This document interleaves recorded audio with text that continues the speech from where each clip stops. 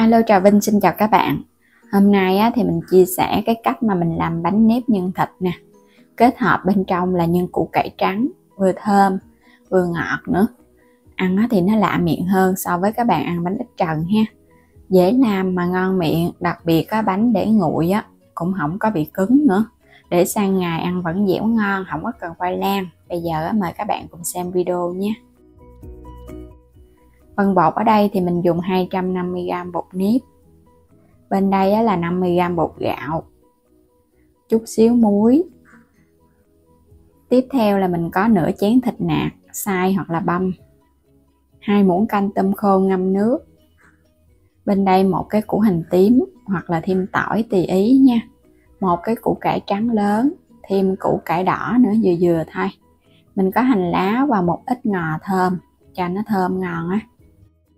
Rồi bây giờ pha bột, các bạn sẽ cho 50g bột gạo và 250g bột nếp. Thì nếu mà lường bằng chén mỗi một chén bột là 150g. Nếu mà không có cân thì các bạn cứ lường nha. Cái lượng bột nó sẽ ngang cái miệng chén là nó chính xác luôn. Phần nước thì mình sẽ cho vào, có thể ít hơn cái lượng bột một chút xíu nha. Nếu như bột cũ thì nó bằng luôn. Và nước sôi để lấy trộn bột, cho bột của mình nó sẽ không có bị chảy. Còn bột các bạn nó hơi mới thì lượng nước nó ít hơn chút. Trộn sơ cái rồi cái mình cho dầu ăn vô. Dầu ăn giúp cho bột của mình nó bóng và nó mềm hơn ha. Trộn cho nó nguội bớt. Xong rồi các bạn hãy dùng tay mình nhồi. Tại vì bột còn nóng thì khó nhồi lắm. Mình nhồi mình bóp mạnh tay vậy nè. Bột nó sẽ quyện thành khói. Cái mình nhồi đều cho nó mịn là được cũng dễ mịn. Phần bột nhồi xong thì mình để đây, đậy lại một chút ha, cho nó nở. Quay qua đây thì mình chuẩn bị đến phần nhân. Củ cải trắng thì các bạn có thể bào sợi hoặc là mình băm hạt lựu cũng được. Nhưng mà bào sợi thì ra phần nhân mình ăn nó ngon hơn. Và nhớ bào nhỏ nhỏ thôi nha, đừng có sợi to quá. Hai loại thì mình bào sợi hết luôn, xong rồi để qua bên. Hành lá và ngò rí hoặc là ngò rai tùy ý cho nó thơm ngon. Sắc nhỏ. Củ hành tím ở đây thì mình cũng sắc nhỏ ra luôn ha. Sắc ra cho nó nhỏ nhỏ một chút nữa mình xào thơm Sắc xong thì giờ cho hết phần củ hành vô mình phi thơm.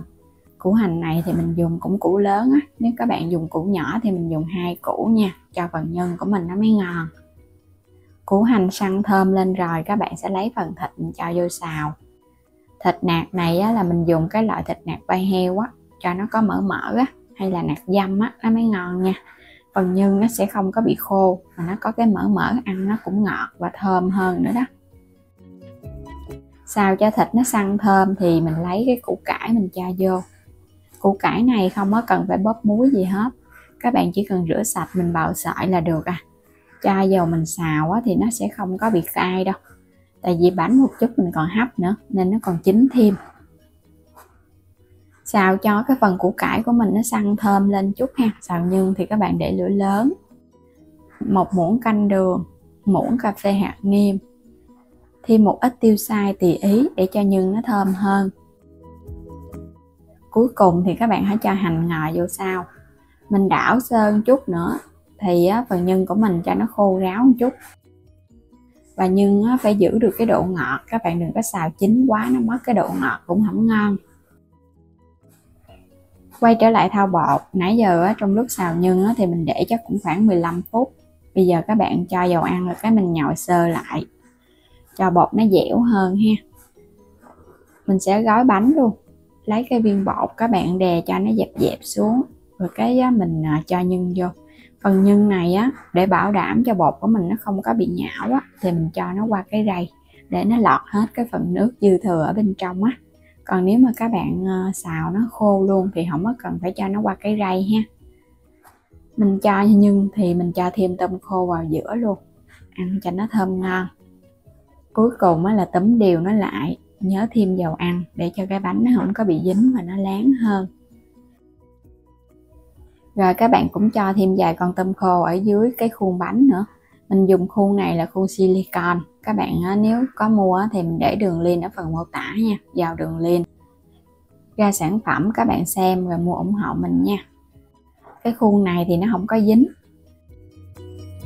Mình cũng làm tương tự với những cái phần bánh còn lại nha. Cái bánh mình làm cũng lớn ha, nếu mà thích làm bánh nhỏ hơn thì các bạn cho vô trong những cái chén nhỏ nhỏ cũng được nữa. Nhớ quét sơn lớp dầu rồi cái mình cho phần bột vô là nó không có bị dính. Nếu mà nhà không có khuôn thì dùng chén. Cuối cùng là mình cho tôm khô lên trên mặt để tạo thêm để tạo thêm cho cái bánh nó hấp dẫn hơn. Quét cái lớp dầu ở trên mặt bánh để cái bánh của mình nó láng bóng nha. Thêm hành lên trên nữa nè, nhìn hấp dẫn quá ha. Bánh nó thì trắng, kết hợp thêm tôm khô và hành lá nữa. Bánh chưa hấp mà nhìn đã hấp dẫn rồi. Sẽ chất vô trong cái nồi đem đi hấp. Các bạn bắt sẵn nước sôi để dễ tính thời gian nha. Bánh này thì mình hấp lửa nhỏ 15 phút. Sau 15 phút là bánh nó chín rồi, mình tắt bếp luôn. Tại vì mình để ở trong khuôn cho nên các bạn hấp luôn, không có cần phải xả hơi nước. Còn nếu các bạn gói bánh tròn mà lót ở trên cái miếng lá chuối thì phải xả hơi nước nha, bánh nó mới tròn đẹp. Lấy bánh ra rồi cái mình chờ cho nó nguội bớt thì ăn nó mới hấp dẫn. Bánh này có thể kết hợp với dưa leo sắc nhỏ, rau cải và nước mắm chua ngọt. Bánh vừa nguội bớt thì mình sẽ tháo bánh ra, không có cần phải để nguội lắm đâu, tại vì cái khuôn của mình nó sẽ không có bị dính hết. Bánh nó dễ lấy lắm. Còn nếu các bạn làm những cái chén nhỏ nhỏ hoặc là khuôn nhôm thì phải chờ cho nó thiệt là nguội.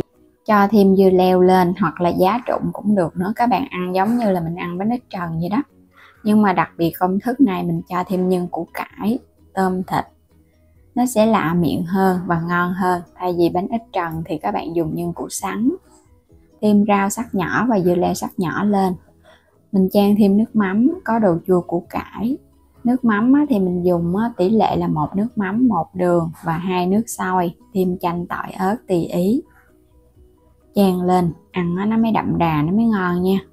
Còn nếu các bạn ăn không thì cũng được luôn, không có sao hết, nhưng mà ăn không được nhiều bởi vì nó sẽ hơi ngán hơn. Có nước mắm kết hợp cùng với rau thì nó đỡ ngán và ăn được nhiều. Nếu bữa nào mà nhà làm biếng nấu cơm, các bạn làm thử cái món này, bảo đảm cả nhà ai cũng đều thích luôn. Vừa lạ miệng mà làm cũng nhanh nữa. Cho vào trong khuôn là mình hấp không có cần phải nắn tròn thì nó hơi lâu hơn chút. Bánh đậm đà, lớp bột thì dẻo dẻo mềm mềm, thơm phức ngon lắm các bạn, dễ làm, nhanh gọn lẹ. Thì chúc các bạn ai ai cũng có được món bánh ngon nha. Đừng quên đăng ký kênh nếu như chưa đăng ký kênh, ủng hộ mình. Xin chào tạm biệt và hẹn gặp lại các bạn ở những video tiếp theo.